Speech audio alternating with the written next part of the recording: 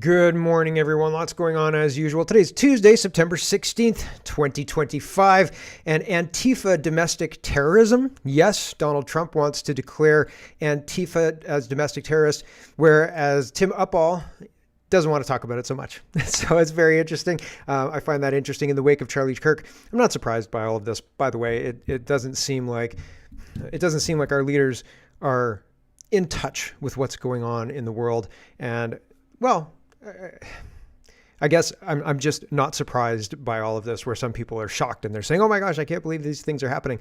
Man, I'm so numb. I've been paying attention for a while, and this stuff is just part and parcel of what's going on, which it seems to be a communist takeover. Jim McMurtry has been asked and made to remove all of his social media posts because he's got an active court case with the school board, and he's trying to litigate through all of that. And so, very interesting. It's the legal aspect of things, I think, is used to chill speech quite often as well. And so I find that interesting. I find it kind of an attack on free speech. $1 billion liberal scandal already. Freeland said she couldn't do anything but was spinning PR the whole time. She could actually do something, but she didn't, because she was worried about how that would impact the trade relationship with China.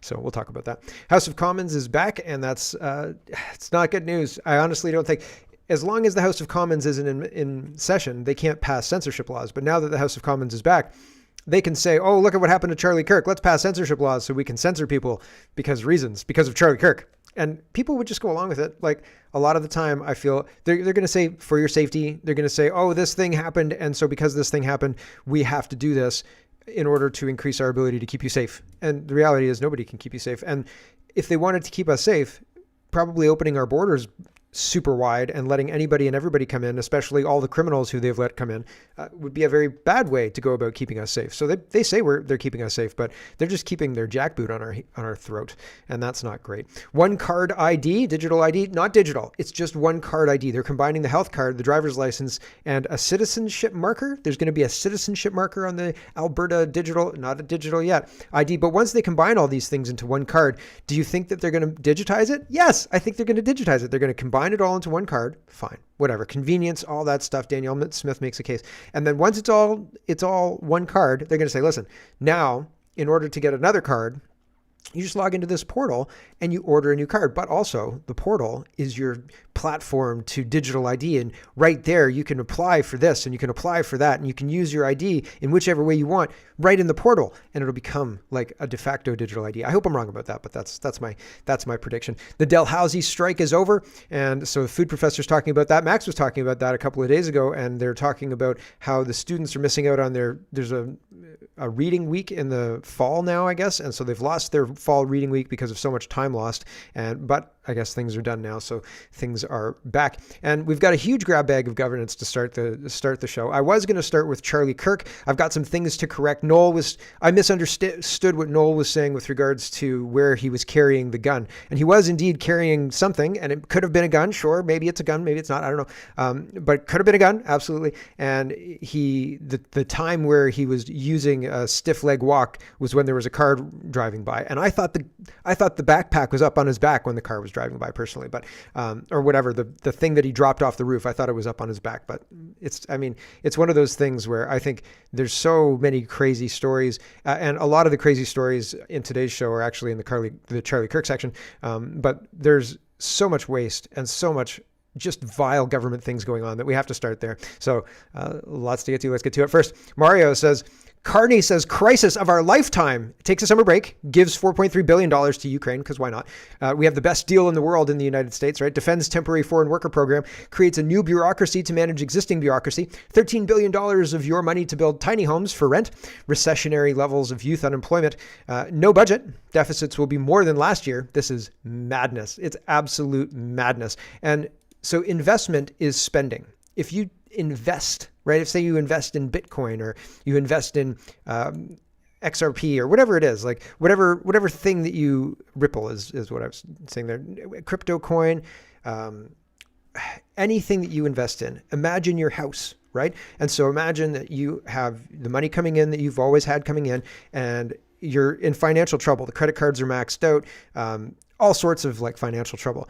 And you don't have any money for the groceries because you've invested in farming land, right? There's a business. My buddy says it's a sure bet. We're investing in this. It's a sure bet. It's going to definitely work. Sure bet. That doesn't help us this week when we can't eat because you've taken the money for food and invested it because you've got to spend some money. So taking it from a spending bucket and calling it investing is effing bullshit. And these people absolutely know it. And they know that there's a knowledge gap between these politicians and a lot of the population. A lot of the population can't read text that's more complex than grade 3, right? So, and that's just the numbers, the math of it all. And so because of that, they say these vague things that sound kind of smart, and it's bullshit. It's bullshit, but they're never held accountable. So here's this. This is a question from a news reporter, and it's kind of hard to hear sometimes, so I'll try and explain it. He's saying, listen, you guys are promising austerity, more spending, and you didn't say any of that during your election. And Steve McKinnon, who's the government House leader who's being asked the question, says, oh yeah, no, we did. People understand how bad things really are and understand what we're investing in. It's bullshit. Okay, here we go. Canadians who were voting for you and Mr. Carney, who said that he will take care of the economy, and now you are clearly preparing the groundwork for a substantial deficit and austerity, things that Canadians may not have voted for last spring. Oh, I think we were very realistic. I mean, Canadians certainly had the full financial picture for the previous fiscal year. They know what we're facing. We've been very, very clear about the investments that we intend to make, and I would challenge the premise of your question. We are dealing head-on with the major issues in our economy, whether it's diversifying trade, whether it's... In terms of what you're telling Canadians, austerity, that is not anything that we have heard in the campaign. And these substantial deficits, not what we heard in the campaign. We talked about spending less and investing more. And that's exactly what we continue to talk about. Taking money from one bucket to another bucket. We're spending less on food and investing more on, my friends, Brookfield, who makes modular homes. Right? Yay. It's a sure bet. It's a sure bet. We're going to be millionaires. Canadians expect their tax dollars to be... Somebody will be millionaires, but it won't be us because we're the suckers who are handing over the millions. Spent by the government with maximum impact. And maximum impact today means combating crime, means building houses, means diversifying our trade and growing the economy so that young people can find a place to prosper in Canada.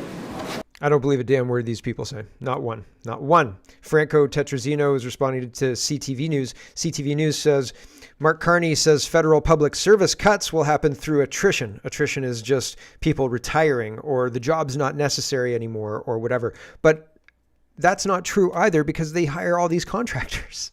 Attrition, my butt. Franco says the government added about 100,000 extra bureaucrats and ballooned the cost of the bureaucracy 77% over the last decade. Attrition is not nearly enough. We need big cuts. Yeah.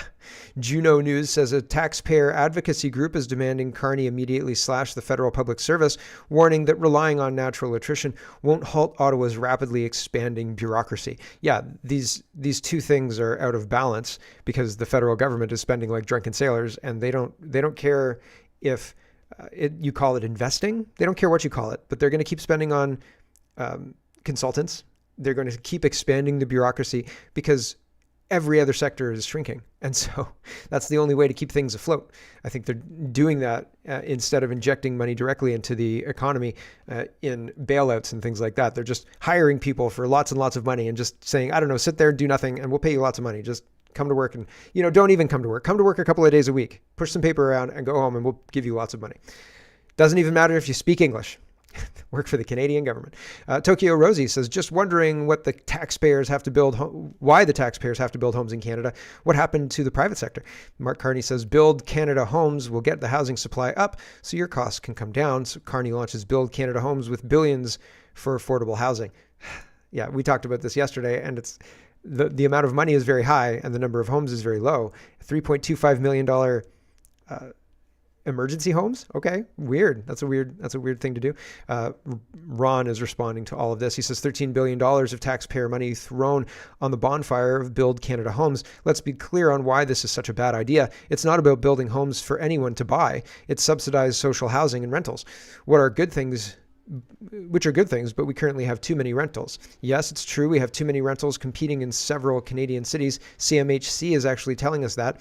It's a combination of CMHC's own incredibly successful purpose-built rentals program and way too many dog crate rental condos competing in the next 18 months. I'm not the person to say whether we need a huge boost in social housing, but I know some is needed. But so why is Mark Carney's government doing this? Because they said so in the election campaign, so they must. Mark Carney needs to prove that he's the smartest person in the room. Well, he's proven that he isn't. If he says an idea is good, as taxpayers, we are going to get that idea and get it hard. Modular homes have been around for decades and have consistently shown or proven to be more expensive and slower means to produce housing than regular construction, which brings us to employment. Why, at a time that construction trades are facing massive unemployment crisis, would the government throw money at modular homes? Why would we choose to throw money at something that may end up eating the money and fail? Same as EV battery plants. Why do this? It's shiny and new.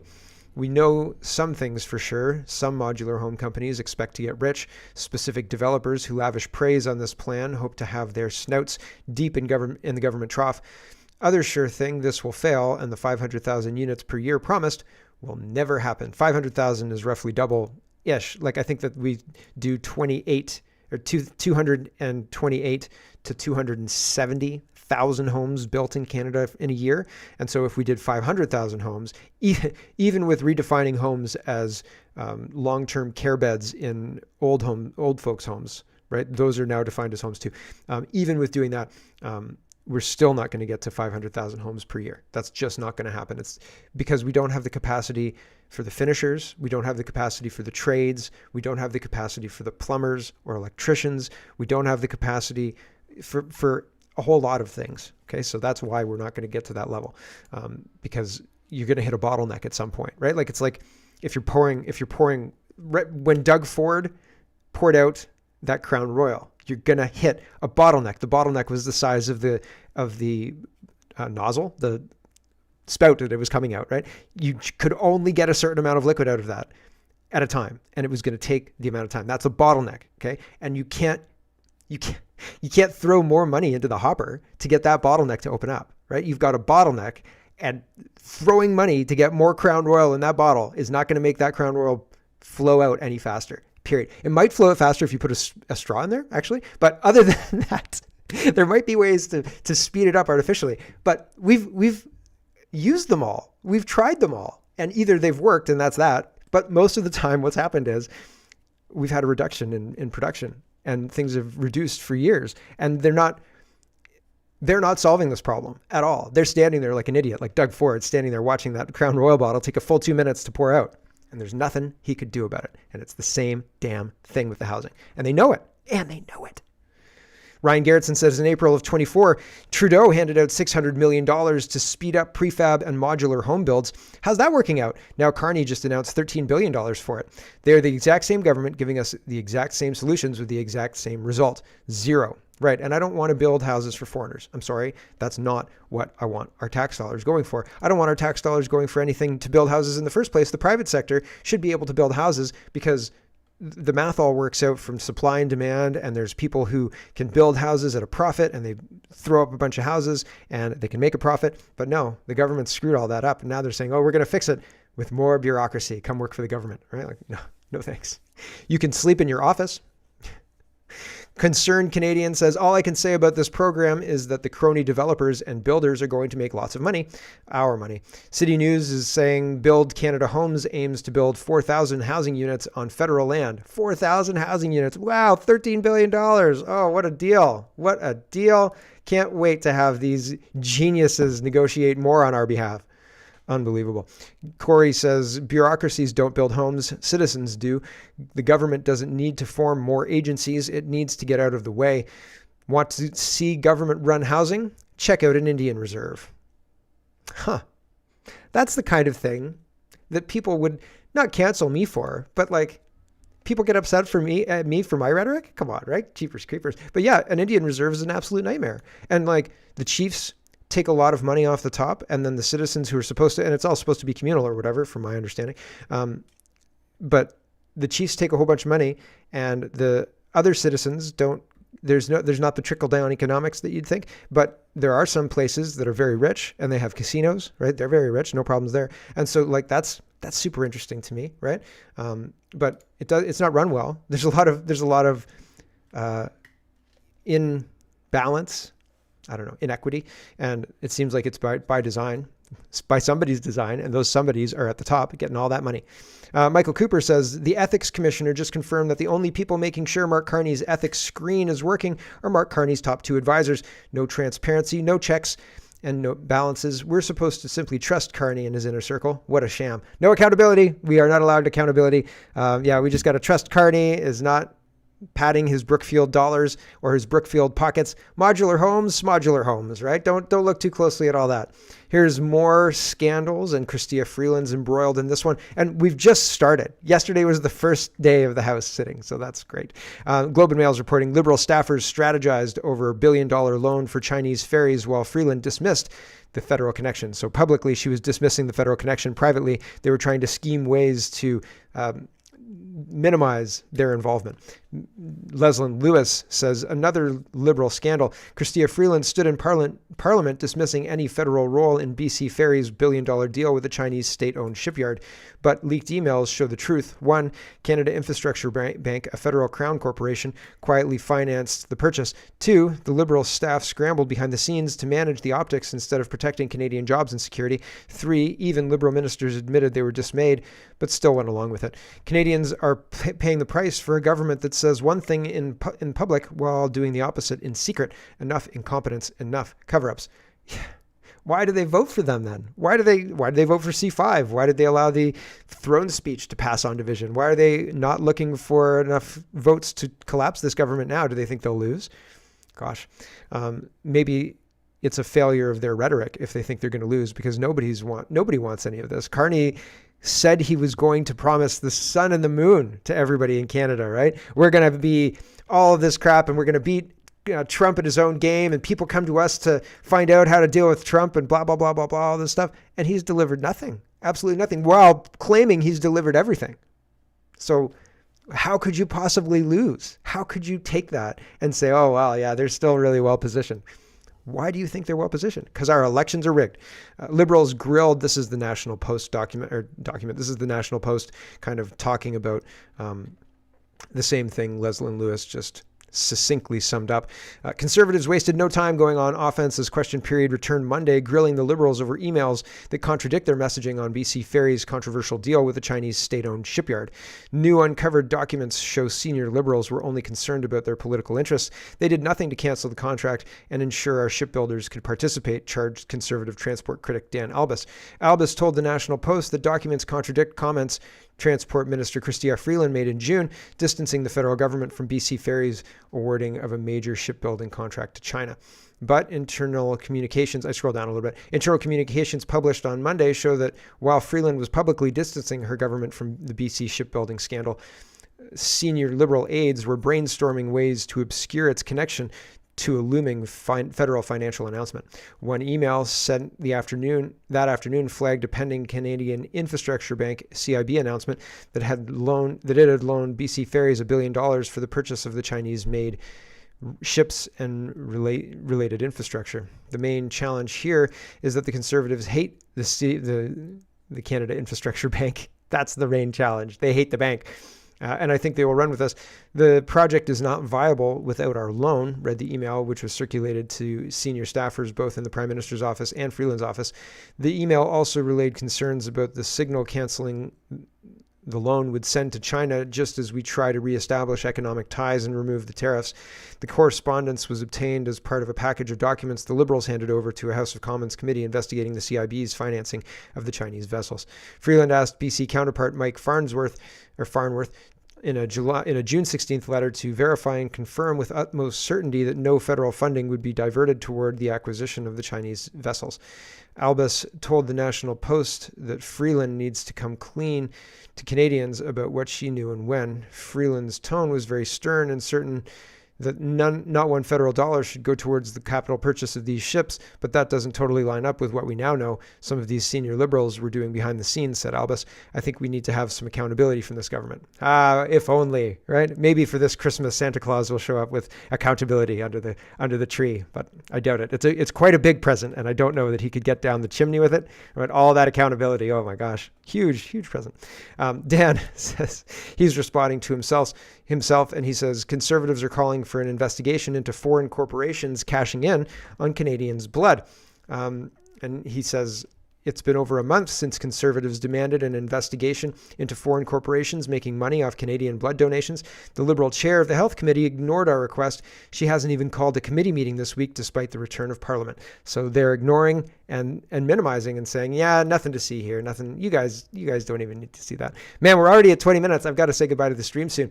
Here is Pierre Poilievre, and this is the first question period, I think, between Poilievre and Carney for this session.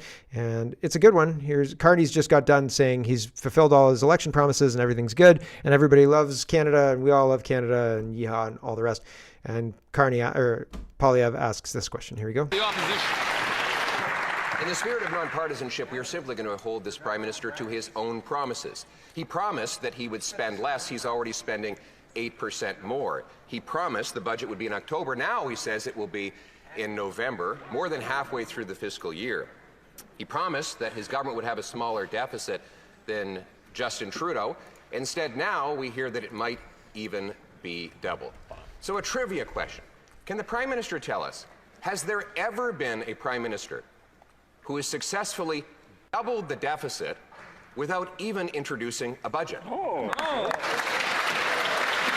The right honourable Prime Minister. It's a trick question.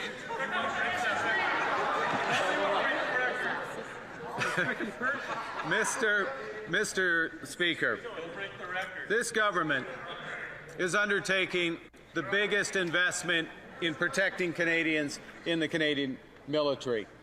Doubling our investment in the Canadian military from last year when this member last sat. That's called a pivot. So Poilievre's asking one question, and Liberals don't answer questions they don't like. So they pivot to a question they do like, and then that's the question they answer instead. And so Carney is a weak prime minister, but he's a he's propped up by powerful puppets, right? Puppet masters.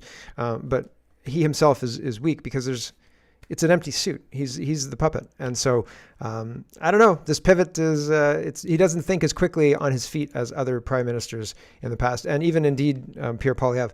Here is some fraud. Darshan Maharaja says, see these job offers for line cooks in Toronto for Cassie's dog spa and Fifi's dog parlor and Noah's Ark pet boarding. So they need line chefs. Really? Line cooks there? Darshan says, the image in the post above is from the Reddit link. I suspect the business owners likely don't know what these jobs have been advertised in their names. It's a red flag when dog spas advertise that they need line cooks. Anyhow, this is fraud. So yeah, it's fraud. Just to be aware, this is what's going on. And the cost of living is skyrocketing in Canada as well. Martha says, here's a photo I found from 2014. My now 16-year-old is 5 here. I have 2 shopping carts full of food, hygiene, and cleaning products. The 2 carts were never over $400. Now when I go to BJ's, the total is never less than $700. So that's a big shopping trip, right? That's a massive shopping trip. So there's been a huge amount of inflation. And yeah, you can see it all over the place. It's everywhere. The price of everything has gone up and our salaries have not gone up to cover the cost of everything. And that's not so good. Anyway, we've got to say goodbye to the stream. Thanks for watching, everybody. If you want the whole show, head over to CanadaPoly.com. You can get the whole show after I post it because I have to finish it now. So I'll go finish it. And if you don't want to watch